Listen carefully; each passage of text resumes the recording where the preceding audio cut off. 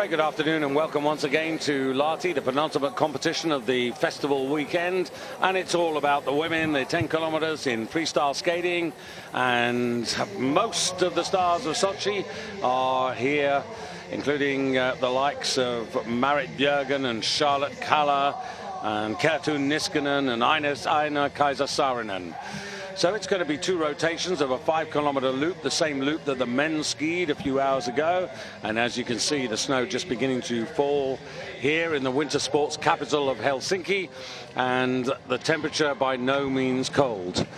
Well, alongside myself, Mike Dixon, and looking forward to explain to you now the journey. The journey, David, they're used to tough journeys coming on the back of the Olympic Games, but the Olympic Games, 10-kilometer, only 360 meters total climb. We've got 420 here, and look at these undulations. So for every aspect of hard work you're giving, you do get the recoveries. And as you say, this 5-kilometer track, they will travel around twice, and it is a real challenge for them. And the start list, 81 competitors from 17 countries. And towards the back end of the start list, the British representation today, Posey Musgrave, wearing bib 73, sister, of course, of Andy, and a good result in 27th place for Andrew Musgrave earlier today, 136.6 behind the World Cup leader, arguably now the World Cup champion for the season, Martin Jonsrud Sundby. So that's a very decent performance, and good to see Andrew in the World Cup points. And also Fiona Hughes, whereas bib number 75, she goes for Great Britain. But of course they're up against the world-class fields. So we're due to get underway any moment now, as you see the seeded group. Now the seeded group actually starting with bib number 22, Orangeon, but I can tell you that bib number 24, which was going to be worn by Ingvild Flugstad Ørsberg for Norway, has now been taken over by Celine Brunli. You might remember, if you were with us yesterday, Ingvild had a fall. She was brought down by Charlotte Kalla in the sprint competition. I don't think any harm done, but maybe just feeling the exertions of a season. Of course, Ingvild, the Sprint Olympics silver medalist from Sochi. The race begins after this. The start of the women's 10-kilometer free skate just moments away, and a bigger crowd here, perhaps to appreciate the Finnish women who had a pretty fair Olympics. Aina-Kaisa Saarinen in the opening skiathlon, a respectable 5th place finish for her, and then into the 10-kilometer classic, where Saarinen, frustrated, finished in 4th place, but then better things in the relay when Ann Kalonen, Aina-Kaisa Saarinen, Kerttu Niskanen and Krista Latinmäki took the silver medal behind the Swedes. And then again another silver medal to Aina-Kaisa Saarinen and Kerttu Niskanen in the team classic sprint. So a really good effort there. And Kerttu Niskanen, well, she never really got to the Norwegians in the 30-kilometer finale, but she really stormed home to make 4th place her own, finishing a minute 21 behind Magic Marit Bjørgen, who's in today's field. So, Mike, we start with some aspirants and one or two very promising races in the early part. This is Laura Mononen for the host nation.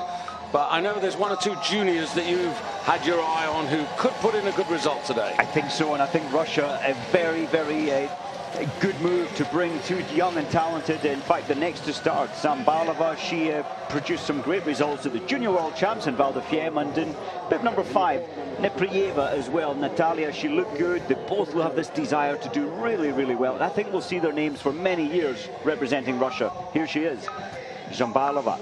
And at the Junior World Champs, a 4th in the 5-kilometer classic, and 2nd in the skiathlon, silver medal. So a real talent here.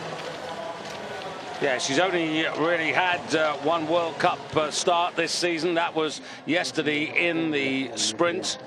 And So very interesting to see how much she's progressed between this year and last year. Last year, one outing in Sochi as a sort of dress rehearsal race. Now from the youth of Zambalova to the experience of Maria Rydqvist, just turned 30 and in fact coming up to her 31st birthday, and a much more experienced athlete, but still an athlete yet to podium. Well, it's interesting, and she was doing so well, Rydqvist, in the Junior World Championships 11 years ago. She won the 15-kilometer free technique title. Well, it's 10 kilometers today, so a slightly shorter journey. Ježek for the Slovenians, whose best performances these days really comes in the sprints with the likes of Fabian and Vesna. Ježek, again, another experienced athlete who did go to Sochi and in the 10 Classic outside the top 40. Her best performance was in the skiathlon, where she finished inside the top 20. Here's the other young woman who caught your eye in the Junior Worlds. Yes, she took the first, a fifth and a fourth position at the Junior World Championships, and as usual those fourth positions are so close, and the fifth as well. But a gold medal nonetheless over 5 kilometers in classic style. That's just the sort of confidence boost you want. And now she's got to do what is really never easy when you're 18, to try and convince everybody that she can make the transition from junior to senior and justify a place in the elite squad. And the pressure, David, that comes with that. You're representing now your country on the senior field, and a lot of pressure felt by the two young Russians. Elisa Brocard for the Italian team. Sochi was her second Olympic experience, and she's coming up to her 50th start in the World Cup.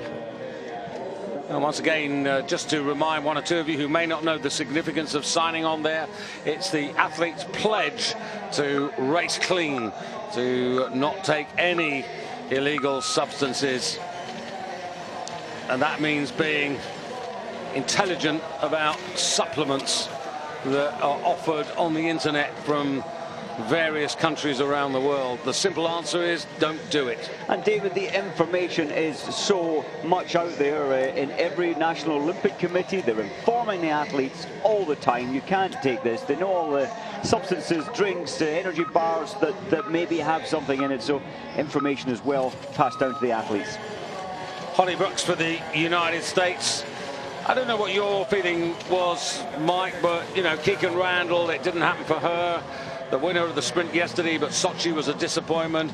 And generally, I just think the Americans didn't get the performances in the women's division that we thought they might, because they have been on an upward curve of form prior to Sochi. They had, and of course, the team sprint competition in Val di Fiemme just 1 year before Sochi, they showed the strength there with a gold medal. I think they were very disappointed with the performances there in Sochi. Another member of the Russian squad, Katerina Kramtsova. Just 22 years of age today, her 5th World Cup start. And here, this is Katarina Rosted Hasem for Norway, who, if my memory serves me right, was actually involved in the sprint yesterday. And apologies if your pictures have frozen up. For the moment, so have ours, and at the moment we're sort of just living on the computer. Hopefully the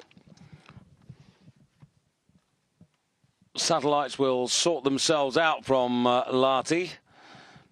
Zambalova, I can tell you, up the first 1,300 meters, and not particularly quick either. Rydqvist there in 3:50.6, the more experienced Swedish racer. And Mononen, who started first, and Zambalova 17 seconds. So apologies, that's not a live picture, that's one of our recorded pictures, just to give you a chance to look at some people with funny hats. But Mike, let's talk about the race coming up here now, because in the World Cup rankings, it's very, very open in the women's division. Johaug of Norway leading, but only 180 points ahead of Marit Bjørgen and Jakobsen. 4 Norwegians at the top of the overall World Cup rankings. Well, apologies, we still don't have any pictures to bring you, but it does give us a chance, just Mike, to reflect on the World Cup, because we're coming into the final phase. We've got a couple of sprints, Drammen Wednesday midweek, the classic sprint, fantastic racing prospect there. Oslo, the 30-kilometer mass start classic race, and then Falun, the finale, with all the bonus points available. And so the Women's World Cup, you've got Johaug 180 ahead of Bjørgen.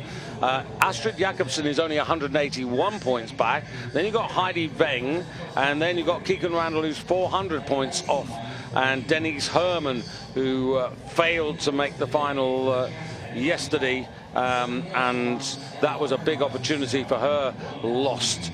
But it's pretty open, and in the distance World Cup race for that crystal globe, Johaug ahead of Bjørgen and Jacobsen. Rydqvist still the fastest up the first 1.3 kilometers, ahead of Elisa Brocard of Italy, 5.3 seconds back. Jerzak third fastest at the moment. And just quickly to tell you, Marina Pila and Celia Armonier of Italy and France not starting the race. That's just come through. Apologies for the loss of picture. It's probably this snowfall which is interrupting the signal. We'll take a little break and hopefully sort things out before we return.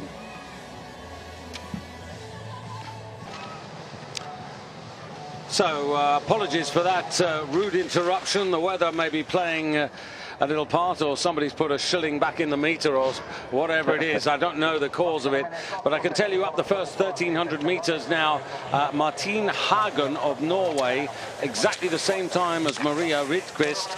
As you see, Mononen, who started the race, coming up to 3,400 meters, and she'll be the first person to that particular line. And David, with the Finns having the advantage of being able to enter a number more athletes in this field, very interesting to see Kaisa Mäkäräinen starting, the biathlete. She's third in the world ranking at the moment.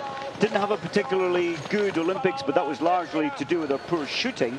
But it'll be interesting to see. I think she can match up very well, maybe a top 10 position here with the best cross-country skiers in the world. Well, I'm very interested to see what Charlotte Kalla can do here, because, you know, what an Olympic Games she had, and one of the major features was her quiet, concentrated preparation away from the World Cup, B, the improvement in her classic skiing technique. And although she seemed to be running out of energy in the final 30-kilometer race of the Olympic Games, it's going to be very interesting to see, because if you go back to Vancouver, of course, she was the Olympic champion, well, she always will be the Olympic champion of the 10 kilometers in freestyle, which is today's race. Well, that's right. Her strength has always been her freestyle, this technique, and to have, I think, spent the time last summer to work specifically to improve the classic. Of course, it was always going to pay off. I can't understand why it wasn't put in place 3 or 4 years ago. Yeah, the Swedish team, in terms of athletes, in terms of servicemen and coaching, they really did get things by and large very right indeed. And early stages here, and the first of the seeded athletes, this is Aurore Jean, and she's going to get underway at 14 minutes to the hour, so just about now, to be honest. As you see, Jerzak coming up here, still behind Rydqvist, and now Anouk Fabre-Picon, the fastest to go up the first 1,300 meters. That Sorry, was Mike. Kaisa Mäkäräinen just signing on there. She hasn't had one of these cross-country straight races for some time.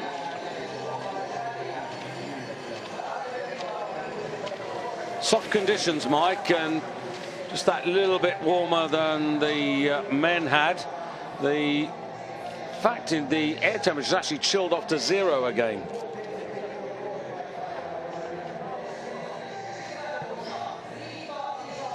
Riitta-Liisa Ropponen. Well, how many times, Mike, have I said that 10 kilometers in freestyle skating is her optimum distance, absolutely her cup of tea, but yet she's still not pulled off all the results that she should have done in her career. No, that I think I totally agree with that. But now that she is racing out further and taking part of the Swift Ski Classic Series, the long distance races, I'm not sure that will place her in the best form.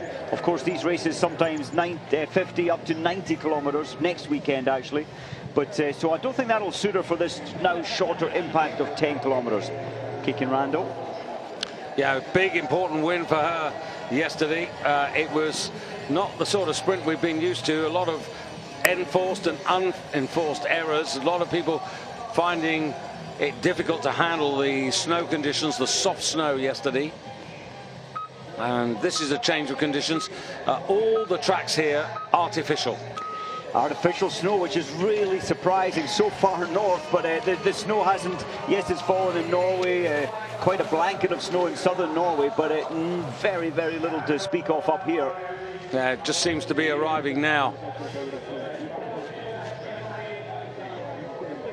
And going back to David, just thinking about Charlotte Calla, her form, yes, dropped off in the 30 kilometre, the last event of the Olympics, but to pull back the 25.7 seconds as she did, to move Sweden from third up into first position, to take the gold medal in the relay, that's one of my most memorable moments in Olympic racing. It was amazing. I can't disagree with that. It was just, it was, you know, you were glued to her performance there. You just couldn't take your eyes off her, the way that she actually paced herself to get herself back, to recover and then to charge. Yeah, and 22 seconds faster than anyone else on that last leg. It was quite a performance, but it probably took a little something out of her performance for the distance race, the 30 kilometre. You know something, Mike, there are not too many times in your career as an athlete that you find yourself in physically and mentally in the condition to do what she did. But I think you said by taking herself away for this preparation, her mindset was strong. She knew what was wanted of her, what she wanted from herself. So she came in there with a really, really powerful mental attitude to win as many. And it was outstanding for Sweden, as many gold medals as possible. Hagen still the fastest up at 3,400 meters. And now about to start her challenge, representing Germany, Steffi Böhler. Steffi Böhler, experienced racer for Germany. Sochi was her third Olympic Games.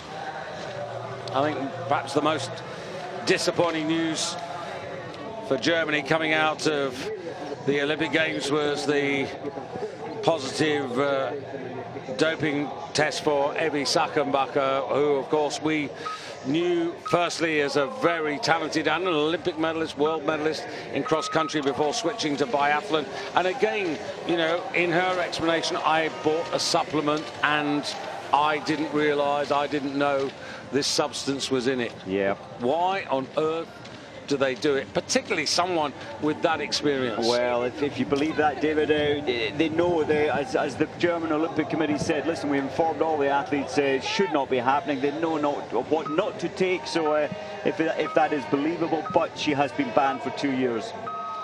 Ivanova for Russia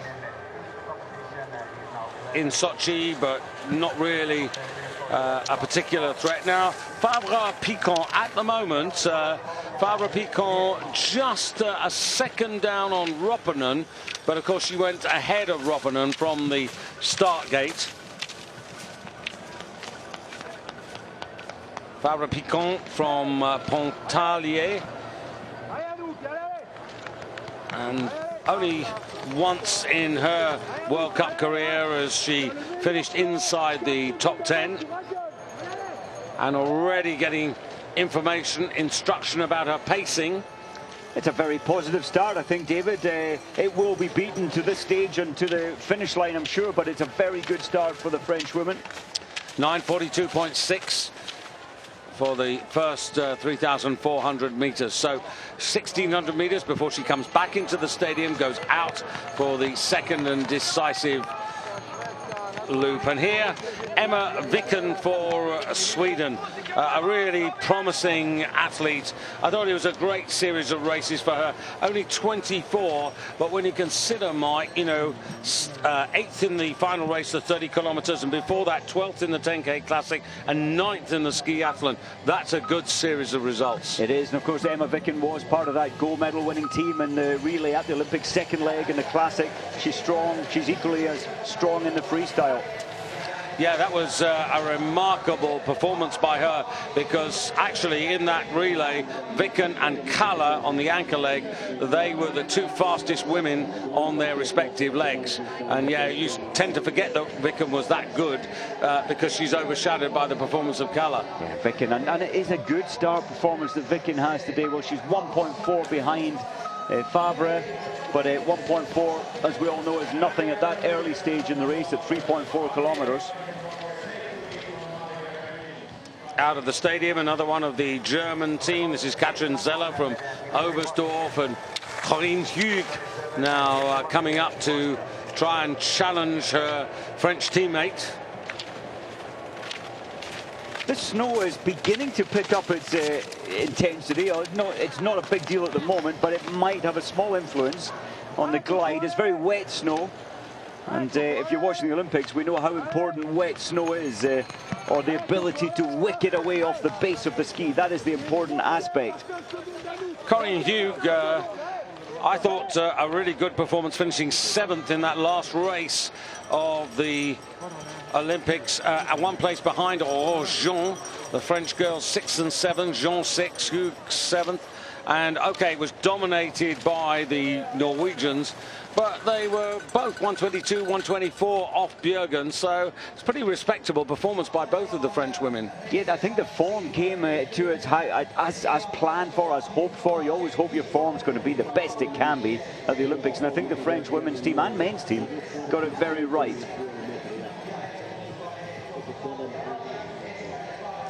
'41, and this is Nathalie von Siebenthal representing Switzerland.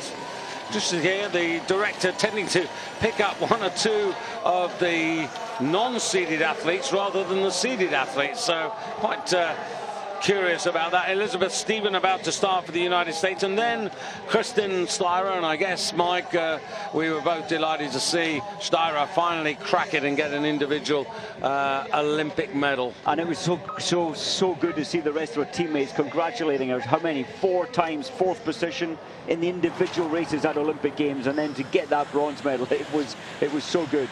Yeah, and I think she's another athlete who we've seen over the years. If it's the sort of course where power to weight ratio comes in, then that's absolutely food and drink to her. And that big hill on the climb, okay, she didn't have the pace at the end to deal with the likes of Marit Bjørgen, but she had enough to, you know, which allowed her to capitalize on the course and her strengths in climbing. Yes, and well, the only weakness that Steirer has shown over the years, she just does not have a sprint. We never see her in the sprint races. She has no big turn of pace, and therefore she needs that in the final 500 to gain that Olympic gold, and that's why she did in the end get the bronze.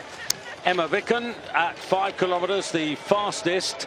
You're looking at Hagen, and just to relate it, Emma Viken 8 seconds quicker than Hagen at the half distance of the race. So Viken, good start. Roppanen still the quickest up the first 1,300 meters, and Viken has really quickened up. She quickened up after 3,400 meters, and the last 1,600 meters of the course she found pace to lead the race at this stage. Well, certainly on this course, we definitely see this the final quarter coming back down into the stadium. That is depending on the skis under your feet, that is where sometime, and we saw that in the men's race, those with faster skis picked up a handful of seconds there in the descent back into the stadium. Roppanen still holding on to this, David. Yeah, Roppanen, who was leading Emma Vicken by 4 seconds after the first 1,300 meters, actually leading by 5 seconds at 3,400 over Vicken. And I'm using Vicken as a barometer at the moment, which I think is fair enough. And 46 getting away, Kristin Sturmer-Styra. Originally, well, our home will always have been right from the north of Finland, as you see, north of Norway, as you see Marit Bjørgen, and Styra from Samiland, right up in the north, but obviously many years down south now. Yes, Oslo has been a base for many years, and of course so many good training areas, top-class training areas in Scotland, in Norway for your training. Shunieva for Russia away, and next to start should be Anne Kalonen for Finland. And Kalonen, here she is in that relay team that took silver behind Sweden. She was the pathfinder on the very first classic leg. Kalonen, though, disappointing in the sprint when she was only 16th in the Olympic sprint, and we were looking and thinking of better things. She started the World Cup season quite brightly, but seemed to lose her sprint form. Well, she did at the first World Cup, the second World Cup, she was there and thereabouts contending, and always so ice cool when it comes to sprinting, but it did drop off. Yeah, in the Tour de Ski, she got that very good second place finish in the sprint there in Asiago, but after that, couldn't quite match those performances.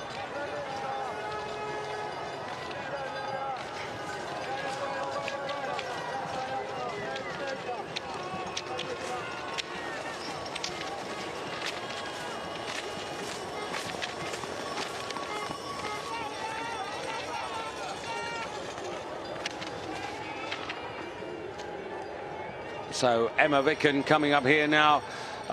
Vicken was ahead of Bridquist by some 8 seconds, and ahead of Fauvre-Picon as well. 1 or 2 timing comparisons there, and 4.3 seconds ahead. So she's extended, found an extra second or two. And pushing hard right up to the high point there. Then there is this more undulations as we come in.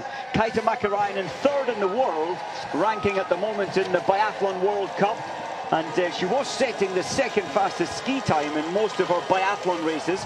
And today, David, she's some 4 kilograms lighter without that rifle high on her shoulders. And that makes one heck of a difference. Amazingly, we haven't seen Aina Kaiser-Saarinen start. I can't believe that the director didn't go for that. And this is Chekalaeva for Russia. And I think it's fair to say, Mike, that Chekalaeva at the Olympic Games, it didn't really come off for her either. She was 15th in the skiathlon, 11th over 10 Classic, 32nd over the 33, and Marit Bjørgen. Now, this is interesting because tiny Teresa Johaug leads the World Cup, but she's not secure in leading either that or the distance rankings. And Marit Bjørgen, for sure, in the mood that she's in, with the number of points available, will be going after that World Cup season's title. And she certainly will. The advantage, I think, for Johaug, obviously, is the 1 minute starting behind Bjørgen, but also the profile on this course. I did mention earlier the severity of this course in terms of its climbs with 420 meters, and Therese Johaug loves the steep climbs. The other thing, of course, that Marit's got in her favour, there's a couple of sprints. The one at Drammen. Now, Johaug is unlikely to score big points there, even if she qualifies. So Marit Bjørgen, even though she disappointed in the sprint yesterday, should be scoring points. That's going to help her in her quest to close that gap. So today is pretty important for Marit. Well, just looking a little serious. How comfortable, I wonder, is she? Triple gold medalist, of course, from the Olympic Games. And a sedate start there from Matusek of Poland. Charlotte Kalla about to start, and well, what a success story for Kalla. carried my money in the very first race, and only Marit Bjørgen could better her there. I wasn't disappointed. I was really happy for Charlotte. I thought it was a terrific performance. A silver medal, of course, in that opening skiathlon race. And then following up after that, Kalle finishing second to Kowalczyk, who was the decisive winner of the 10K Classic, who incidentally takes no part here in the Lahti weekend, and of course anchoring Sweden to gold in the relay. Another young athlete, although she has had well, one World Cup experience, and of course that was the sprint yesterday, 47th. But Bela Rumkova is another talent, and they are bringing after the Olympics now a lot of these young talented athletes in for some experience. They're not expected to win or maybe place in the top 10, but it is a great experience. So Ropponen well into her second lap. Niskanen about to start for Finland. And Saarinen has gone quickest up the first 1,300 meters, I can tell you now. Niskanen, double Olympic silver medalist in the relay and, of course, in the team classic sprint. It was a terrific games for her. And, of course, what you've got to remember is that dynamite finish in the 30-kilometer race. OK, she was fourth, but that was a great charge. She was absolutely the best of the rest. I think so, and I think it's you know, you get the moment when an athlete lands, their confidence builds, they know they can contend with the best, and that she did set the fastest third leg in the relay at the Olympics, and that was a decisive move to take Finland through to second place, silver medal. And it really does help, Mike, when you're not carrying a gun, because Kaisa Mäkäräinen, 3:44.8, she's gone faster than Saarinen and Ropponen over the first 1,300 meters. Well, I said, I think she'll get a top 10 today, but I do believe she has the ability. It's different without the rifle. Your technique is slightly different. You have to cater for it in biathlon, but she has the potential for top 5, maybe even a podium.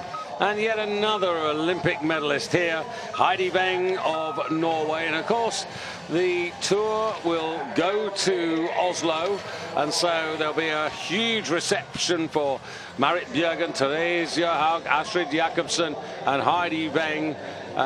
It'll be a great homecoming for them at Holmenkollen. 64 getting ready to launch her attack. But before her, Marta Kristoffersen, who, in a way, a little disappointing because she didn't get her Olympic chances. And if you think about Marta Kristoffersen, such a good junior, and she didn't make the team. It is hard to believe, but I think that just indicates the strength and the depth of this nation. Cross-country and Norway and women have always been such a strong nation. But yet, the biggest Olympic surprise for me ever when they finished 5th in the relay. So Astrid Jacobsen about to start, and those of you who follow the Sochi Games will know how difficult that was for Jacobsen with the passing of her brother so early in the games and having to fly home and then fly back. And obviously it affected not only her, but it affected in particular the rest of her teammates in the women's division there, who, as you can imagine, were hugely supportive for her. Emma Vicken still attacking, but the sting has gone, and no wonder. This is the high point of the whole race coming up now. Then is an easy pathway to the finish line, and she's done so well so far. Johaug, absolutely focused. And here is Magic Marit. Well, what a sort of performance today, I wonder. You know, yesterday, suddenly in the semi-finals, she looked really good. But, sorry, in the quarterfinals, she looked really good. She did. She had the power to move around the pack, David, on that semi, but quarter. But she got her strategy a little wrong, which is unlike her in the next heat. Yeah, I think it was a combination of things. I don't think that she necessarily had the best set of skis, because we were trying to find excuses for why she ultimately ended up in 10th place. But Therese Johaug about to take a start now. Here is Hugh within 1,600 meters of the finish.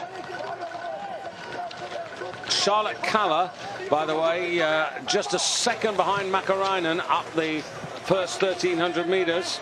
So the biathlete has set out with such a purpose. Now, a little smile. She's keen to get out of those gates, David. There, and the high tempo straight away, and establishes her rhythm very, very quickly.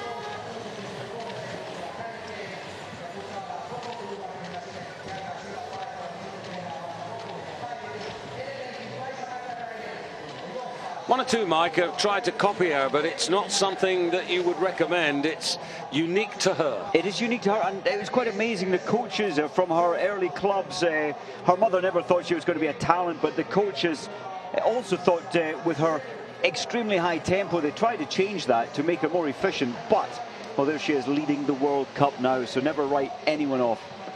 Now, in the finish area at the moment here, we've got Viken coming in, and just to give you an idea, leading in the clubhouse is Rydqvist, and Viken and Rydqvist separated by 13 seconds in Viken's favour at the 8,400 metre line. So over that little bump introduced into the Lahti track this year, and spins past the Durchgang and over yet another little climb here and a drop-off slope, as you see Mäkäräinen. Mäkäräinen, so smooth, and such a very, very light body weight. You can see the slender body, and that really is helping her on the steep climbs. And here comes Emma Viken in to eclipse her Swedish teammate, and eclipse her quite decisively, because I said she had a 13-second pull on Rydqvist, and that extended to 17 at the line. So she's raced it out pretty well and should get some decent points. Now, Mäkäräinen in the distance, here in the green. Now, you picked her out as a biathlete. How special is she? She's really special. In terms of her ski speed, she's always in the top 5. That is special. The thing that lets her down, David, is her stand shoot. She's very, very accurate in the prone shooting, but she has not mastered yet the best level of stand shooting, and really that is what's costing her medals, and did so at the Olympics. And what is that, Mike? Is that just the instability of the position, or what is it? A lot of it's, David, a lot of it's in the mind. She has been a very good shot in the past in her standing, but when she now knows that she can win races if she gets them, the pressure seems to have influenced that confidence, actually. So I think it's a confidence thing. Coming up here, this is Rita-Lisa Ropponen. Corinne Hugh now coming in towards the finish. Coraline Hugh, I beg her pardon. And Coraline Hugh and Viken at 8,400 metres. Coraline Hugh 3 seconds quicker than the young Swede. So this is potentially another good performance here, but you can see that Viken really absolutely speeded up, and Hugh is running out of gas rapidly, and this could still be Viken's call here, and Viken has turned the tables. Oh, 0.8. And she's disappointed. Yeah, Viken had the zest and the spark when she came through that last 150 metres, and that's frustrating for Coraline. Rydqvist down to 3rd place. Marit Bjørgen up the first 1,300 metres, 3:38.5. Jakobsen behind her, 5.7 seconds. Johaug's now gone quickest, 3:34.5. She's 4 seconds quicker than Bjørgen. She's 9 seconds quicker than Jakobsen. She's 10 seconds quicker than Mäkäräinen. Race on, and just to put it in perspective, she's 11 seconds faster than Kalla, but I wouldn't write Kalla off at the moment. And here is Kalla. Kalla's strength, David, I think, as well as her intelligence in terms of pacing. We never see her setting the world on fire in the first 1 kilometre, 1.5. Generally, she does pace it well, although I do worry in that last Saturday she was certainly off the boil in the 30 kilometre in this technique. Yeah, it's interesting, isn't it? Because she wouldn't have come here if she felt that she couldn't acquit herself with a reasonable amount of credit. And so Kalla, you know, who's not in line to win either the Endurance Globe or the overall World Cup, not this season. Kalla really perhaps just tuning herself up, finding out where she is for Falun, which will be, of course, a wonderful homecoming for her and her Swedish teammates. And a chance as well to look at the tracks for the World Championships next year in Falun. I know they spent a lot of money to rejig the tracks there. So this is Ropponen, snow ploughing, right-hand turn. God, the Finns know this. They could do it blindfold. But nonetheless, it's always tricky. Now, Ropponen was 15, virtually 16 seconds quicker than Emma Viken, who currently is the leader in the clubhouse, ahead of Caroline Hug, ahead of Maria Rydqvist. And there is Emma Viken. The little timing screen is down to her left. That's what she's watching, and she must think this is going to be very close. And Ropponen, still with work to do, dropping down now towards the stadium, turning left into the finish straight here. She's done enough to take the lead away, so she'll get a cheer from the Finnish fans. There could be more fans here in Lahti. I have to say, this festival weekend has not been that well supported. So Finland get the lead, but there are plenty of dangers still out on the track.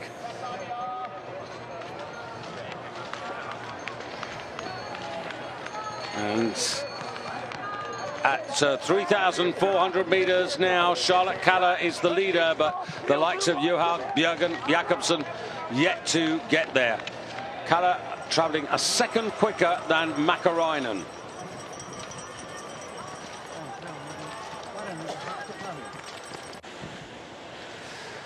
Mike, the race is beginning to take shape. It certainly is. At 3.4 kilometers, Heidi Weng has gone ahead. Well, Jakobsen's just gone through, but Weng leading by 0.2 of a second. Kalla 7 seconds behind, but this is looking amazing for Marit Bjørgen. She's got a wee bit more distance to go, though, but it's looking good for what, maybe 5 to 8 seconds lead if she comes through here.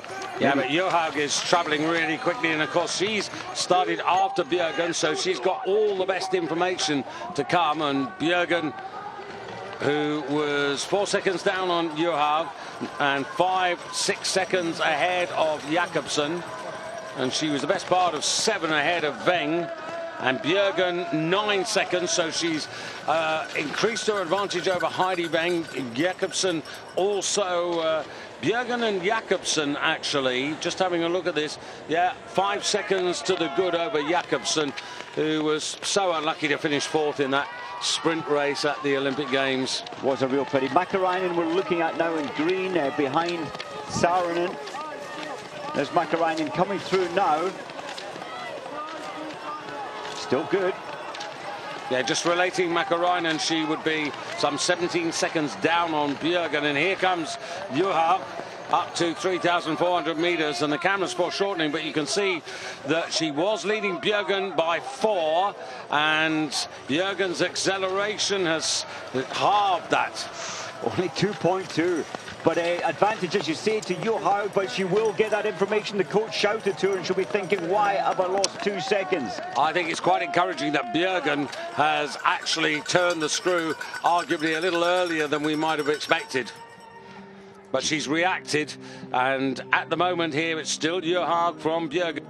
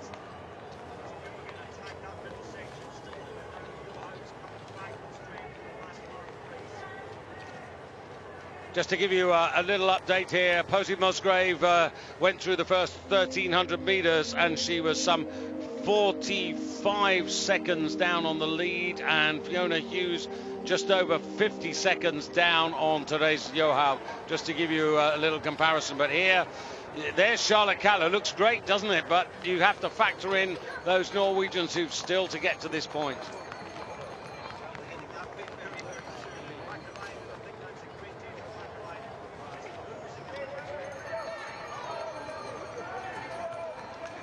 Yeah, in the clubhouse finish, Lisa Ropponen, Emma Vicken in second place, and Coraline Hugh, and the snow intensifying here as they come towards the finish. And Mäkäräinen, well, you can see here chasing Emma Vicken, and she's just about, oh, is she? No, she's not. She has, by 0.2 of a second. She has just done it, and for a moment has put herself on the podium.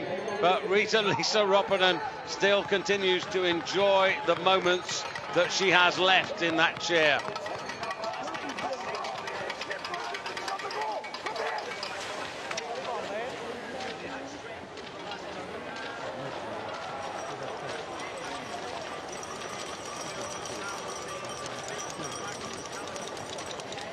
Yep. And Beng and Kalla at the previous checkpoint was separated by 4 seconds. So that's a 10-second turnaround in favour of Charlotte Kalla. Now, she showed us at Sochi that she can really finish, and that's exactly what she's doing today. But I don't think even her finish is going to deny Johaug and Bjørgen in the way that they're racing. And hats off to Astrid Jakobsen here. I remember her 2007 Sapporo Dome. Sprint champion of the world in classic style, having a little bit earlier in the season taken the junior title, and was at that time trying to be not only a world-class racer but also studying for her doctorship, medical doctorship, which is probably the hardest two things to combine.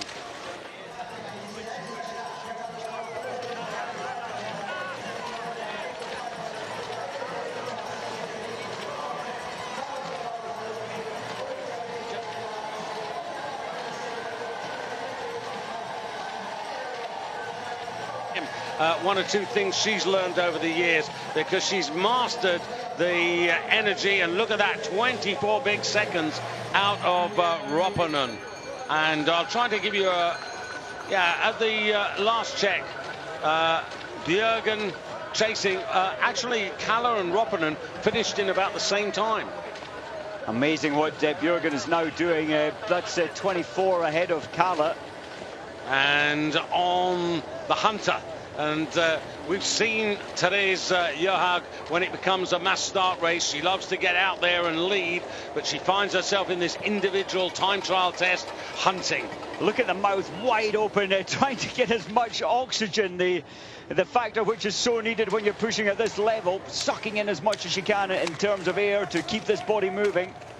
So Johaug chasing Bjørgen, chasing Kalla, Jakobsen in there as well.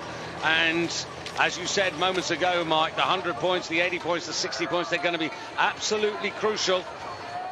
You just get the feeling, and it does look that way, that Bjørgen has really slaughtered the final part of the race. Johaug was pulling it back on the last big climbs, but now look at the damage it's done to her body, her performance. Yeah, and I'll tell you one thing, Bjørgen again mastering this course, and what a 30-kilometer race it's going to be in Oslo next weekend for these women. And Kalla leading, and Niskanen, one of the Finnish heroines, not able to match up to the Norwegians and the #1 Swede. So here comes Heidi Weng, and in the finish now, it's Kalla, Ropponen, Niskanen, Sweden, Finland, Finland, Emma Vicken, still an excellent 4th place there ahead of Mäkäräinen. A really creditable performance by the biathlete for Finland.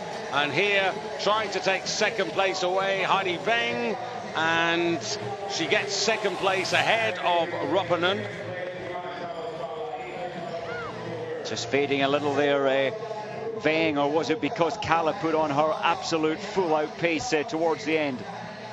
This lower terrace here that has become so famous over the years, and here comes the chase, and there, that fantastic skating style that Bjørgen has.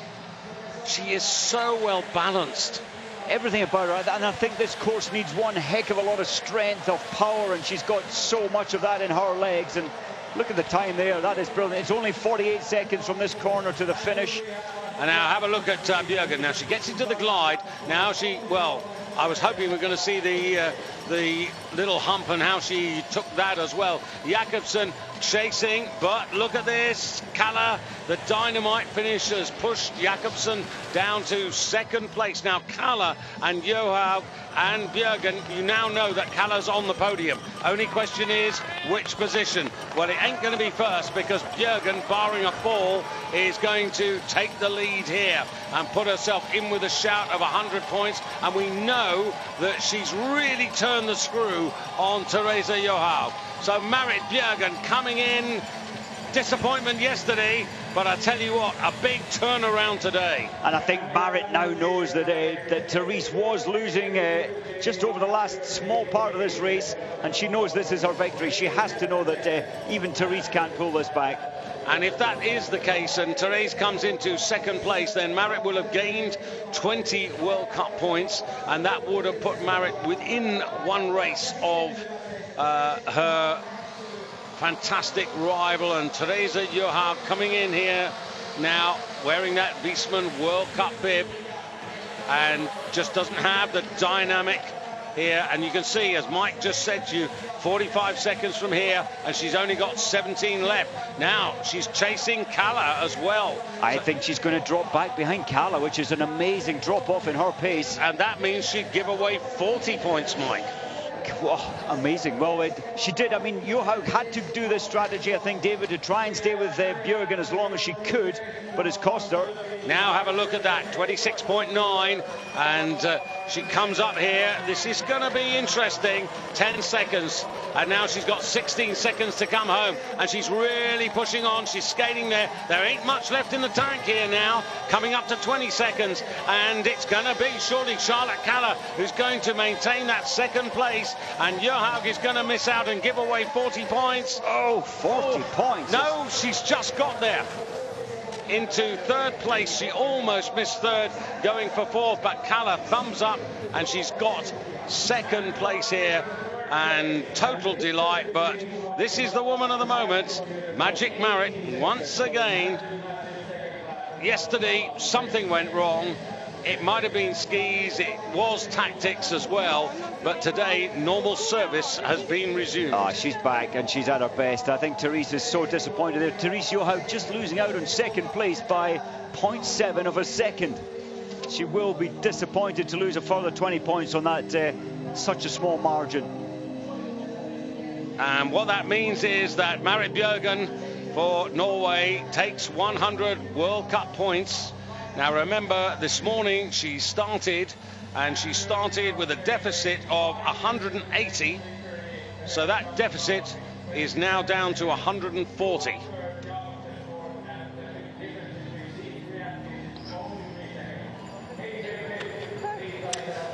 So Björgen wins the races, Kalla the best for Sweden, then Johagen Jakobsen, Heidi Bang respectable in 5th place, Roppanen the best for the host nation, very good 6th place ahead of Niskanen, hats off to Emma Viken ahead of Sweden, and also a pat on the back for Kaisa Makarainen of Finland finishing in 9th place, Corinne Hugh of France, that's a pretty decent finish from her, finishing in 10th spot there, and then Tova of the Czech Republic, who had a very good finish in the 30-kilometer finale for the Czech Republic. She finished 5th in the last race at the Olympic Games. She's come in 11th place ahead of Saarinen and Rydqvist, who went early with bib number 3. That's a creditable 13th place finish.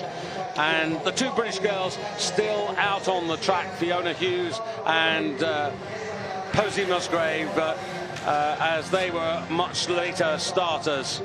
And Chekaleva, the best for Russia, the best for the United States, Keegan Randall in 21st place. So a few useful points for her there. Steyrer only 22nd. Zeller for Germany, the best for her country, 24th. Agreiter, the best for Italy. That's Deborah Agreiter. And then Laura Oak, who had a really fantastic race also in the Olympic Games. 4th comes in... No, apologies for that. And Kolonen in 27th place. And I'm just a little bit ahead there. 1 point goes to bib number 1, Laura Mononen of Finland. First World Cup race. Where's bib 1? Wins her first World Cup point. Good for her, good for her. I'm just looking at the British positions. We've got the Posey Musgrave 70th at the moment, and Fiona Hughes 72nd. Still a way to go for them in the race. But it is only the top 30 that score World Cup points, and so Marit Björgen will be absolutely delighted. And how does this set this up for next Saturday for the 30-kilometer race at Holmenkollen?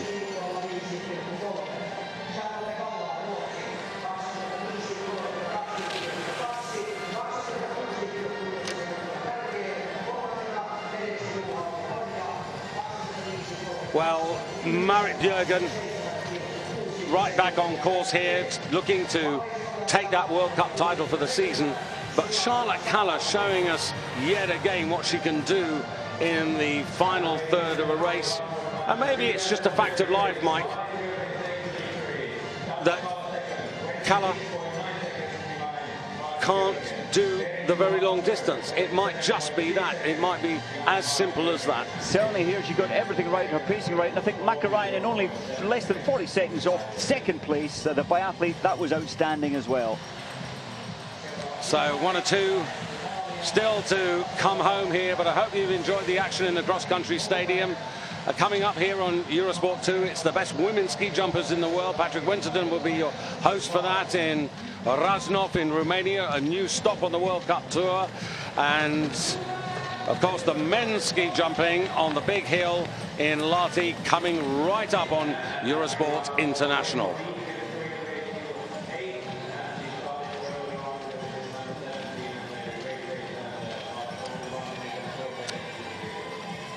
So that's it from Mike Dixon and myself, David Goldstrom. Thanks for your company. If you want to watch the big hill ski jumping on Lahti's, that's on Eurosport International. If you prefer the women, it's coming right up here on Eurosport 2.